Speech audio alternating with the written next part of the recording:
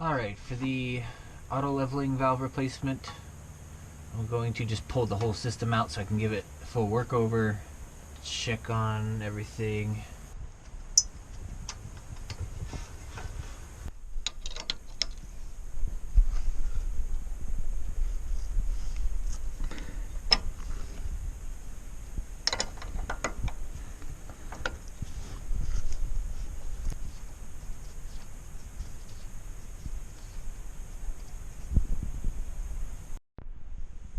I got one of these cheap spray gun filters from Harbor Freight. It's like $3. Be a little added protection for the compressor, since this cabinet does get pretty dusty going down dusty roads.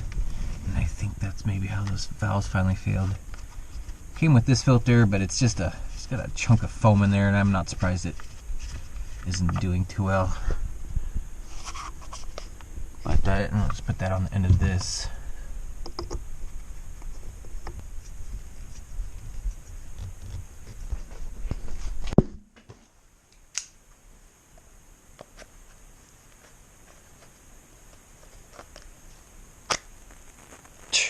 Yeah, no kidding. It's not gonna do much.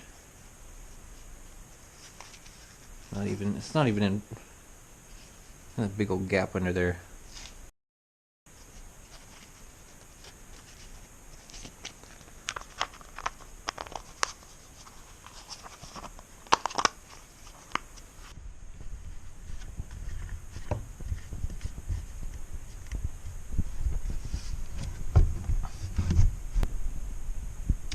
Alright, I also took off the Schrader valve, which connected to this hose, which is the original hose that came with the compressor. And that attached like that. But I'm having problems with this thing filling up with water. It's kind of a small hose and it's going through all this. You can see there's even water dripping out of it right now. I want just a straight piece of hose. And for a better quality air filter, I got one of these Cobalt mini air filter, $17.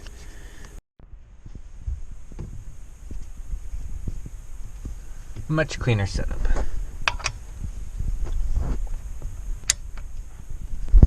If I need to, I can still pull the pump out and attach this if I need an emergency tire pump.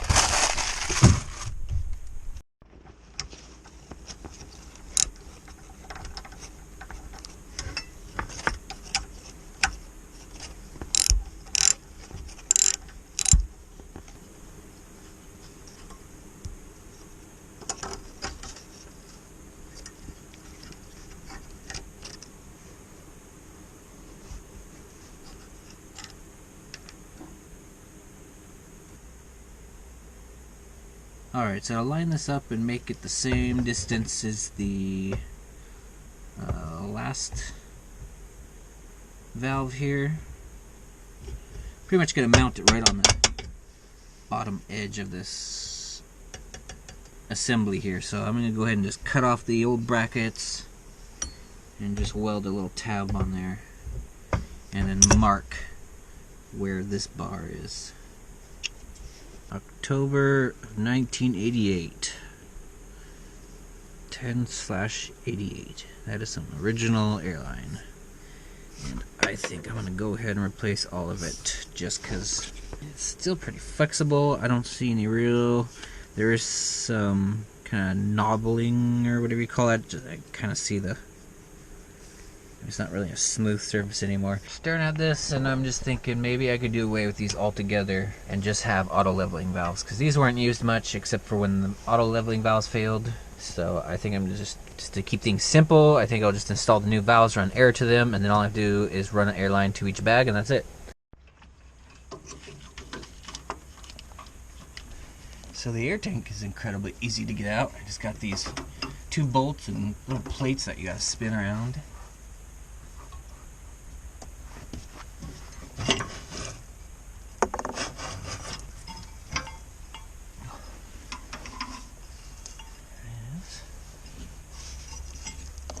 Cleaned up and painted.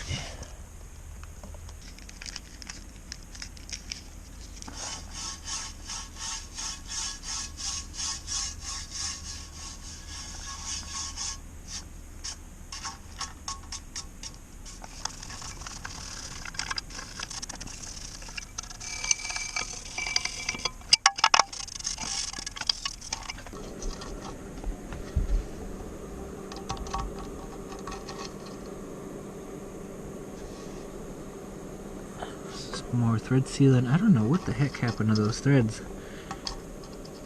They just it broke off somehow.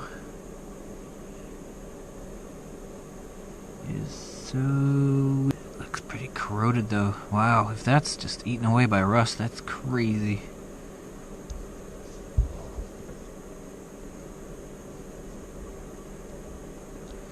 Holy fuck.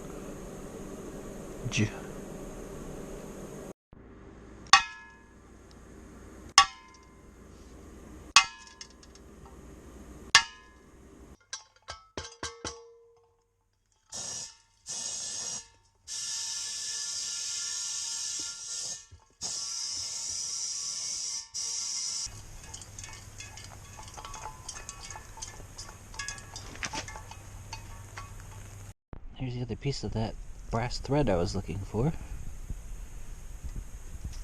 Some of these are kind of thick.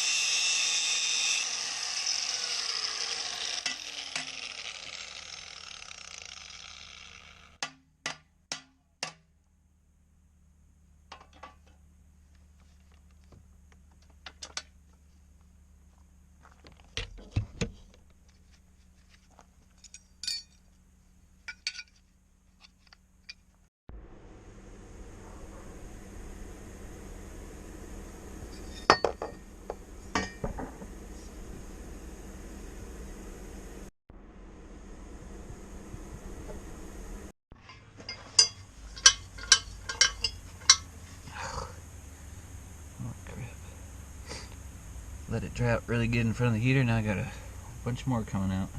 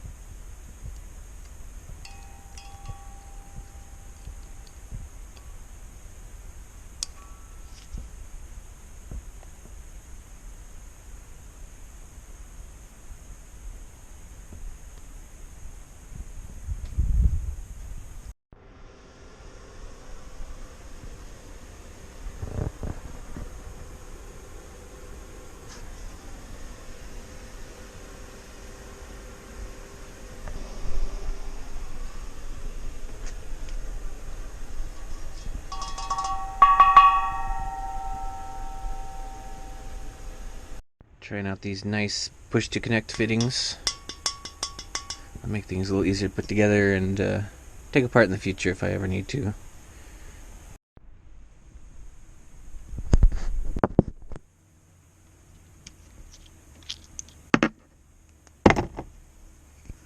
Alright, get rid of these old sleeves. Put those in a brass pile so I can recycle those later. Those cannot be used again. Put the compression nut on. Sleeve.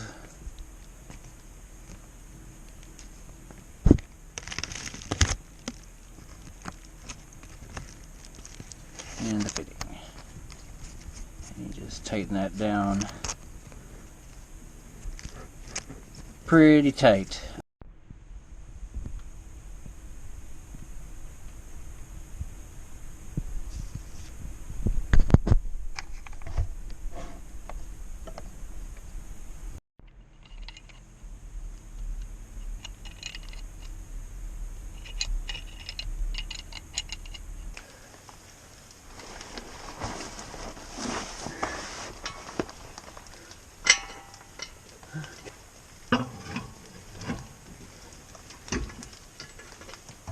Oh, that's pretty. I like the orange. Butter up the orange.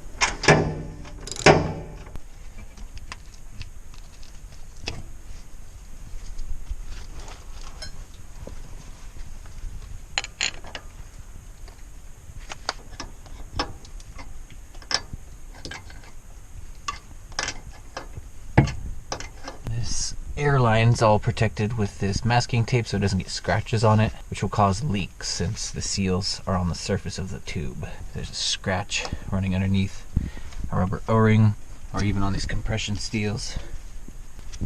It'll let air slip through, so I've got this protected as much as possible. And we can just slip it in. Real easy to take out now if I ever need to work on any of this stuff. Just gotta push back on that. Tube comes right out.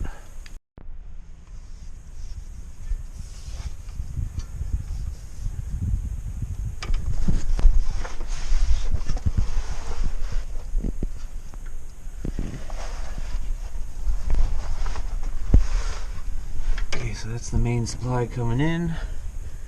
Tees off to both the valves. Can air them up or let the air out.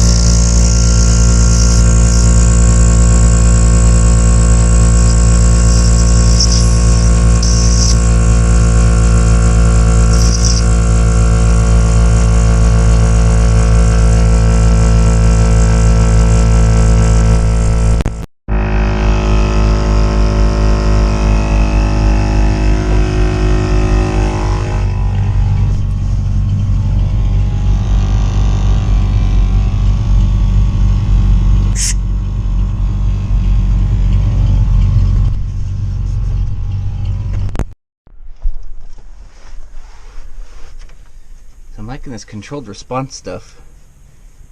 Doesn't put any air in right away if there's just little movements. Like if I'm going down the road, which is nice, and my compressor's not working overtime trying to keep up with it. But if it sits,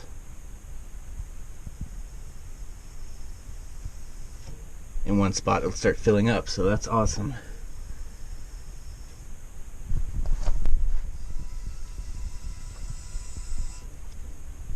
Same thing with the air release. I'm going on a bumpy road. It's not going to make all these little adjustments.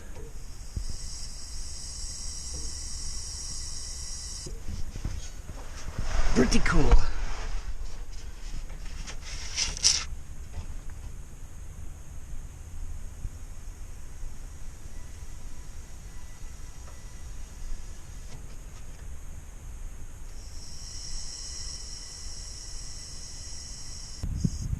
So we're going to have to attach the linkages once I get the tires on, and then I'll start twisting those to make adjustments. And I'll measure between the bottom of the body and the top of the axle to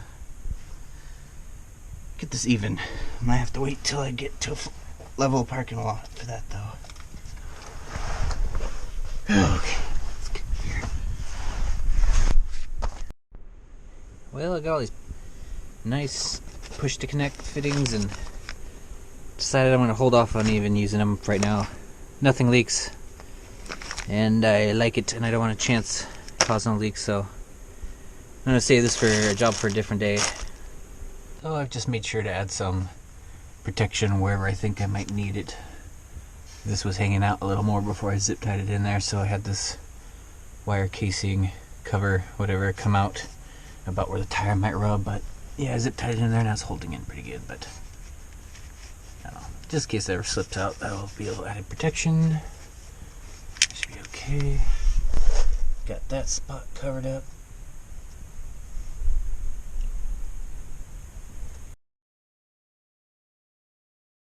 Alright, pretty much done. Just gotta set the level by these.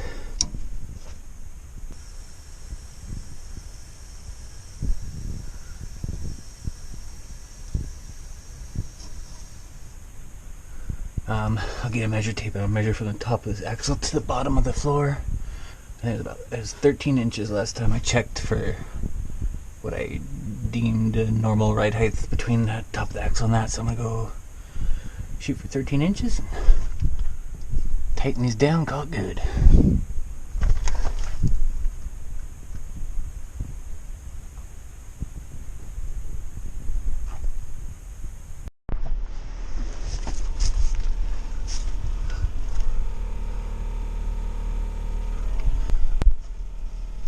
Turns out the Sumo springs are an easy way to gauge height.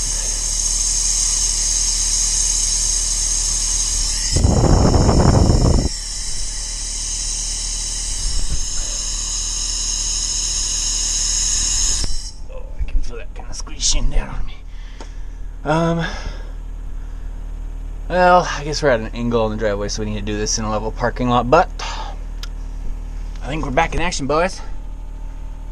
And the Sumo springs have prompted me to bring along the big ol' 8,000 watt Mega Dukes generator, just so I can do some welding when I'm on the road. Might as well got all this nice suspension stuff done in the back. Oh, yep, very nice. So I'm probably gonna have this set just about where the bags are fully supporting the weight. And these will just kind of help out over the bumps. And I did just set these down with no air in the bags, and they are definitely keeping the RV up higher than the bump stops were, which kind of sat about here, giving a lot more room in this area as well. That turned out pretty good.